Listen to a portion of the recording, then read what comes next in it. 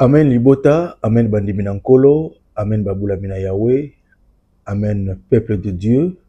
Bande Konyonso, Église de Balanzambe, Mozotalanga partout dans le monde, Ngaïnde Konabino, frère Pegin Sassa, Momoko ya proche collaborateur et sa grandeur spirituelle, prophète Konepolo Dominique, et Moko ya journaliste Nabino, et Moko ya attaché de presse, il y a l'homme de Dieu, prophète Konepolo Dominique. Naye na message ya malamu ya koyebisa bino ke mobandisi ya lingomba sa grandeur spirituelle prophète Konepolo Dominique a remercié libota mobimba église banzambe na monde entier oyo bozo comprendre valeur ya mega church oyo tolingi totonga po biso nyonso bandimi église banzambe po ete to sambela kande na kimia na ndako na biso moko na etonga na biso moko na place na biso moko boyebi opération oyo tozana yango ya kotonga mega church boyebi mabongisi oyo tozana yango po biso na église de banzambe tosalaka publicité te biso na lingomba na biso tomatsaka banderole te to tshaka pe ba fiche te kasi mobandisi ya lingomba azali ko encourager bandeko nyonso oyo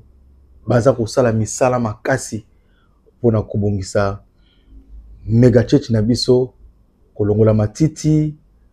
ko benga ba tracteur kobongisa esika po ete ba milulu na biso oyo kozala tosala yango na kimia na ndako na biso moko na lopango na biso moko na ye na travers ya image oyo pour ko remercier bandeko na biso ya coordination ya maluku oyo na musala makasi boza kosala kumemisa mobandisi na kolongola matiti kubenga ba tracteur kobongisa en tout moment dans lingomba nyonso libota nyonso ya maluku coordination mobimba na basali oyo bazo simba coordination ya église de Balanzambe ya maluku nyonso na quand on dit coordination basambeli bozo comprendre oyo ni naza koloba na bandimi na basali l'homme de Dieu apesi bino merci mingi merci pe outi et pas ya Maman Marceline Safala, Ozali Molonga ni l'homme de Dieu, prophète Konepolo Dominique, ou atika kapapate, Nzamba tinda kiye pe na mokili, pour na accompagnaka, mobandisi lingomba, envoyé à Mkolo, na ba action, na ba activité, pe na mission munene ou Mkolo, atinda na mokili. Une fois de plus, grand merci, tous à la, ensemble, to memisa mobandisi lingomba charge o azarango bobi ke église panzani mokili mobimba église komi munene charge ko makasi to soutenir l'homme de Dieu prophète Konepolo Dominique Oazali descendant d'Abraham, d'Isaac et de Jacob collaborateur direct de Jésus-Christ de Nazareth bon continuer ko défendre église de Balanzambe ba défenseur basali merci na basali nyonso ya monde entier oyo boza ko memisa penza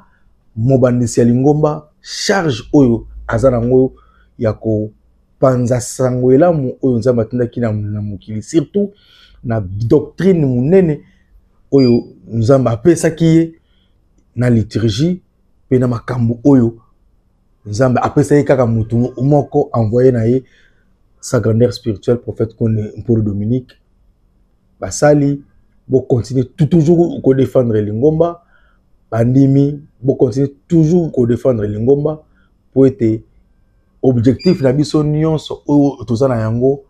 oyo to kotela na liloba oyo ngai na yo to yela na liloba un jour